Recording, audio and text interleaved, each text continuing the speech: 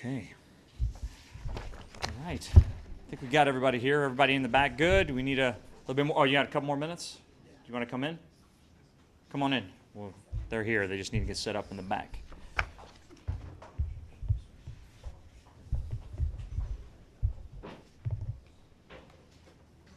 Here, I can help you. Yeah, sure. Let's turn it this way. That work? Yeah. There we go. Okay. Good.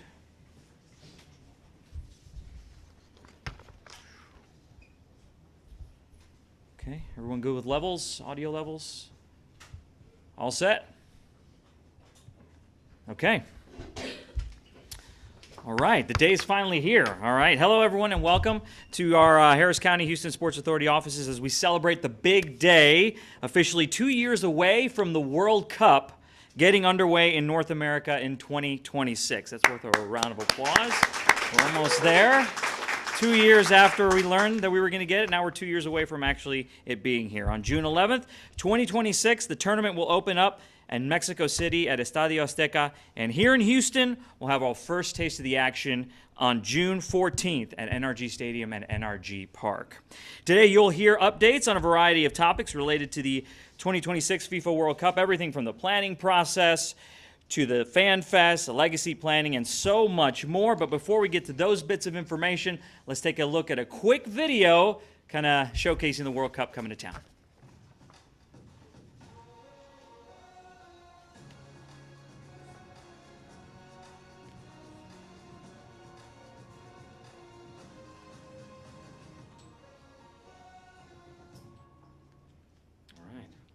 I told you it was quick, right? It was quick. You got to see all the World Cup logo in front of so many iconic Houston locations. Shout out to the team that put that together here at our offices and the hand models that used to put the stickers up, right? And it was right in the center of the screen, so it was good. Can't wait for this in our great city. But before we get to all the updates and all the announcements, we'd like to thank and acknowledge the elected officials, city and professional team leaders, Sports Authority and Sports Authority Foundation board members, and our FIFA World Cup 26 Houston supporters and donors that have joined us here today. We really appreciate all your support. You can see some of our supporters right over here. So now, time to get to the fun part. Please welcome Harris County Houston Sports Authority Executive and President of the 2026 World Cup Host Committee, Chris Canetti. He will give us all an update on how the planning process is going. And joining him up here, seated to his right, City of Houston Mayor Pro Tem Martha Castex-Tatum, and Houston Dynamo and Houston Dash President of Business Operations, Jessica O'Neill. Chris, the floor is yours, sir. All right. Well, good morning, everybody. It was approximately 2 years ago where many of us stood in this room anxiously awaiting the announcement to learn Houston's fate as to whether or not we were going to be a host city in 2026. And the celebration was on June 22nd when the good word came that Houston would be one of 16 cities here in North America to host what will be the largest sporting event in the history of the world. Now I want to fast forward 2 years from now, June 11th, 2026, to Mexico City at historic Azteca Stadium, where more than 85,000 people will gather for the first match of the FIFA 2026 World Cup. And while that's going on in Mexico, thousands will be gathered here in Houston at our FIFA Fan Fest to start the celebration. This will be the beginning of what will be a 38-day event here in Houston, from the first day, the first match in Mexico City, to the final at MetLife Stadium in New York, New Jersey. During that 38-day window, Houston will host 7 matches. Our first match will be on June 14th, as was just stated by Daniel, and our last match will be on July 4th. That's a 20-day period. And for those of you who remember the Super Bowl in 2017, think about having 7 Super Bowls in Houston over the course of these 20 days, of June 14th to July 4th of 2026. That's what we are about to embark on. It will have a tremendous impact on our community. We do these events, sure, because they're a lot of fun. There's a lot of excitement, a lot of energy, but we do them for the good of our community, the economic impact, the worldwide exposure and impressions, and of course the legacy programs that come out of it. So what I want to do today, 2 years away from being announced and 2 years from the first match, just give a quick update on the planning process and what we've been up to over the course of the last few years. But I don't want to take for granted that everybody here in Houston knows everything about the FIFA World Cup. So while we've reported some of the stuff before, I want to touch on it again. This is the first time in history that the World Cup will be hosted in 3 countries, the U.S., Mexico, and Canada. It will be hosted in 16 cities across these 3 countries. And we are one of 11 cities here in the United States to be hosting. There's 3 in Mexico and 2 in Canada. Houston, with 7 matches, got the 3rd most matches out of all of the cities. There will be 104 matches played across this tournament. So while we have 7 here in Houston, there's still 107 matches going on. 97 matches going on across the rest of North America during that time period. The matches will be played at NRG Park, just to be safe, so everybody knows that. And the Fan Fest will be the major ancillary event, again, taking place for 38 days, match 1 to match 104. And I'll cover the details on the Fan Fest here in a little bit. But there's lots of moving parts to putting on a major event like this. Of course, Houston has hosted more major sporting events than any other city since 2004. So we've been there, we've done that, we've got a great track record. Most recently, the college football playoff, which was just so successful here in Houston. So we have a great template for how we organize and plan these events. But of course, the FIFA World Cup is extremely different in every way, shape, and form, including being the largest sporting event in the history of the world. So while we will work off of our template and all the great partners that we have in the city that we've worked with time and time again to organize this event, but again, have to tailor it to the needs of FIFA and to the uniqueness of this event. One of the main things that we need to do is we need to make some improvements and renovations to NRG Stadium. A lot of people have asked about this over the course of the last couple of years, so a quick update on that. There's really 2 main things that we need to do. We need to make what's called bowl modifications. We need to widen the pitch area, the field area, to be able to fit a FIFA-sized soccer pitch in there. So we're working with the good folks at the Harris County Sports and Convention Corp and NRG Park on this plan over the course of the next couple of weeks. That plan will come together, and we will look to make those renovations in the summer of 2025. After certain events are booked there and before the NFL season takes place. So the bowl modifications is one of the big things that we have to work on. We also have to make some suite modifications to accommodate some of the hospitality regulations and requirements that FIFA has. And again, we're working with the same entities on those, and that work will be done after the rodeo in 2026 and ahead of our event starting. One of the other major key projects that we need is to install a grass field. The World Cup is played on grass, not just any old grass, the best playing surface grass that you could ever imagine. So we are working alongside FIFA to work out all of the details on how we can install a top-notch, world-class grass field into that stadium for the duration of the tournaments. Not only do we have to install it, we have to make sure that it can survive and be maintained what will be over the course of 40 days from the time the turf is laid to the time we're able to take it out after the final game. We're happy to be working with a partner of ours from Shell Energy Stadium and the Houston Dynamo and Dan Bergstrom. By the way, the Houston Dynamo pitch has been rated by the players the #1 field in all of North America, so we've got great expertise on our team helping us to build this pitch and to make sure that it's absolutely world class. So while we're still working on the details of that, it'll all come together by the end of this year. Of course, as you can imagine, safety and security is the #1 priority. It's also our #1 expense line. Ensuring the safety and security of the fans, not only at the stadium, but at the Fan Fest and the hotels and all the different places that exist around the city, is our #1 priority. We're working with local, state, federal officials on all of this alongside FIFA and again, our partners at NRG Park to coordinate these efforts.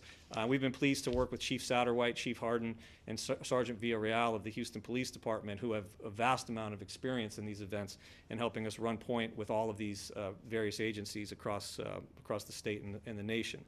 Lots of people like to ask about transportation and hotels, and luckily we're in good shape there as well. We have established a transportation committee that's organizing our planning efforts. We have a plan due to FIFA by the end of this year on how transportation is going to work in and around town. Once again, building off of the great templates that we've used for past events and integrating it into FIFA's needs. One thing that I thought was interesting is, FIFA is here in the market, or has been here in the market, securing hotels for its needs, for the players, for the staff, for the sponsors, for the media, et cetera. They've currently contracted with 37 hotels, accounting for 5,248 room nights per night, right? So this could be over the portion of a 41-day period. So a massive impact via the hotels and the room nights. I mentioned FanFest earlier. Again, what will be a 38-day event throughout the duration of the World Cup, whether we have matches in Houston or not. This is where fans will gather. It's part of the culture, the tradition of soccer, to watch matches as a group. We are currently working to identify our FanFest site. I can tell you right now that we are very focused on Edo, East Downtown. We've got an outstanding plan there to create Edo as a destination where locals and internationals can gather and not just show up and enjoy the FIFA FanFest location that we've identified, but all the great bars, restaurants, establishments, and culture that exists in that part of town. That work is underway to be finalized, hopefully also by the end of this year, and we're collaborating very closely with FIFA on making that happen. We are obligated to provide the teams when they come here with a place to practice. Not only will we have teams practicing the day before a match, but we'll have teams hopefully coming here to basically live over during the course of the tournament. They base here, they practice here, they stay in a hotel, and then they fly off to Atlanta or Kansas City or New York, wherever it might be, to play. So we need at least 4 facilities to be able to make this happen. We're working with Jess and the Dynamo on Shell Energy Stadium as a potential practice facility. We're also working with Jess and the Dynamo on Houston Sports Park and the Dynamo practice facility as a base camp. And we're also working with the Houston SaberCats as a potential base camp site, and then the local universities, U of H and Rice, can either fit in as a training site or a base camp. So these plans are all in the works. Discussions are ongoing as we try to close out these details between now and the end of this year. This event's going to cost a lot of money to put on. As the host committee, we have a huge obligation to cover these expenses. And we've been in the market for well over a year now out there fundraising, bringing in partners to help cover the obligation, the cost that we have. We are a nonprofit organization. We don't get any of the ticketing, the parking, the food, the beverage, the concessions, any of that kind of stuff. So we need to be creative in how we go about raising our money. And luckily, we have an awesome culture, history, and tradition of the big companies in Houston stepping up to support initiatives like this. And with the World Cup being such a big and prestigious and popular event, the corporate community has stepped up big time. Pleased to say that we're halfway through our goal at this point, and we hope to complete our fundraising campaign and get that part out of the way by the end of the year. You can see on the screen here some of the supporters that have stepped up to sponsor us at this point and help us in our venture there. Lastly, I mentioned out at the top, while it's fun to have these great sporting events here and all the excitement of seeing world-class athletes performing on the big stage, at the end of the day, this is about community and legacy. It is about making sure that after the event is gone and the final whistle's blown, that we've helped make Houston a better place. And that's really our vision and our mission behind this event, on how we can leverage the power of this event, the most, like I said, the most popular and prestigious sporting event in the history of the world, to help make Houston a better place. So our host committee has been focused on really 3 pillars of legacy around growing the game, defending human rights, and protecting the environment. We've got subcommittees that are working on these things, and we're off to a great start in really making sure that not only are we not causing any harm in these areas when the event comes here, but creating legacy down the road to make sure that long-lasting programs are in effect till the end of time, helping make Houston a better place. So a lot going on. I tried to cover really the headlines there and the highlights. I could go on and on and on, but we should probably leave it there. And I think, Daniel, we're going to open it up for questions here. Yeah, if anybody has any questions, go ahead. Now's your time for a quick Q&A session with Chris.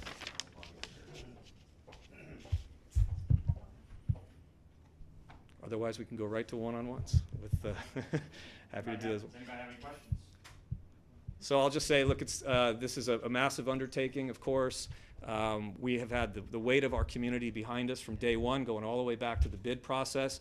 We know how excited our community is to have this event here, and we look forward to this being really a community-wide event, engaging as many different people as we can in the process, and really helping to put Houston on a world stage and make our community proud. So thanks for being here today to help tell the story, and look forward to the next 2 years, and may it not go as fast as the last 2 years have gone. So, Chris, quick question. Yes. Hey. Look, this is a challenging city in many ways.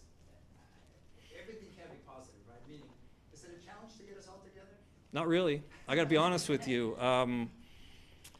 People are so excited about the FIFA World Cup that every door is open. And it's been amazing to walk through doors and just feel the support of everybody.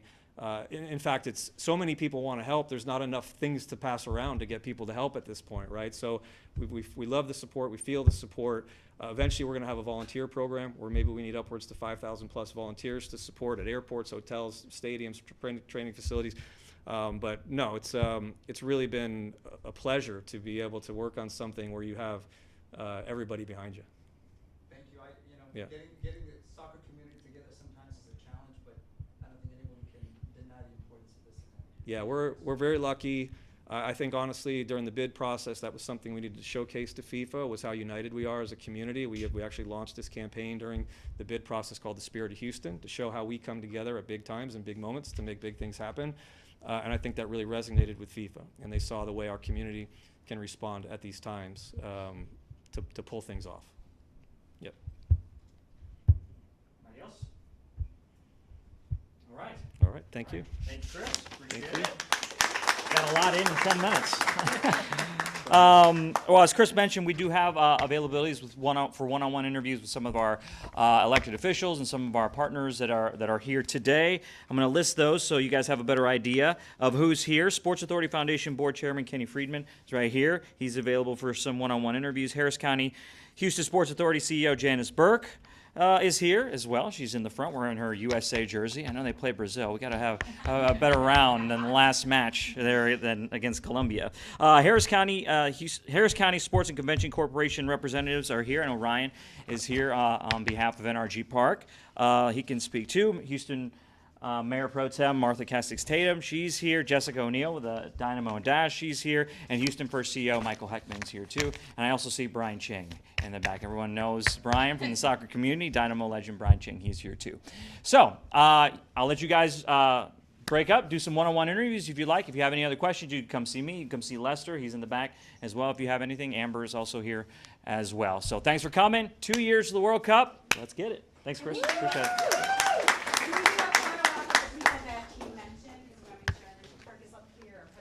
Yes. Yeah, let's do that. Come see us at a game. We'd love to have you. I wish you could do that. I was telling somebody about you the other day. I tell a lot of people about you. I was like, Running. I want to make sure we meet our team too. We'd love to have you. yeah, let's do it. Are we gonna do it in the middle here, Janice? Yeah, Okay. let's do it right here in the middle. You know, I like the balls. I always like the balls. It's a good visual for people who need the visual reference. We're good. Bishop just got here. Oh, Bishop's here. Just in time for the picture. Linda. Look who showed up for the picture. Come on.